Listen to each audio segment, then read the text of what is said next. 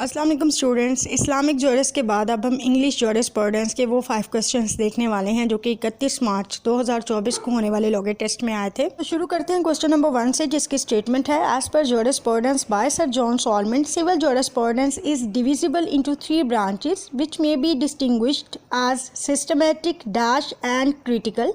और इसके जो ऑप्शन है A analytical, B historical, C methodical, D natural. और इसका जो राइट आंसर है वो बी है historical. Next question, question number 2, और इसकी स्टेटमेंट है as per jurisprudence by sir John Salmond the chief forms of subordinate legislation are dash in number. और इसके ऑप्शन है A4, B5, C6, D7। और इसका राइट आंसर बी है 5।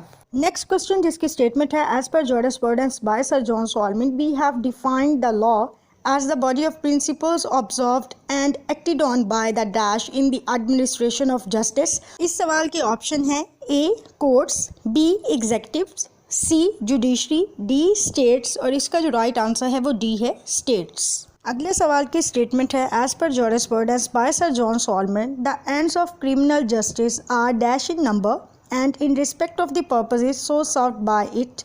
और इसके ऑप्शन है A3, B4, C5, D6। और इसका जो राइट आंसर है वो B है 4। नेक्स्ट एंड लास्ट क्वेश्चन, जिसकी स्टेटमेंट है as per jurisprudence by sir John Salmond the fourth kind of dash law consists of those rules of foreign law which upon occasion are applied even in English courts to the exclusion of the common law। इस सवाल के option है A civil, B mercantile, C public international, D special. और इसका जो right answer है वो D है स्पेशल।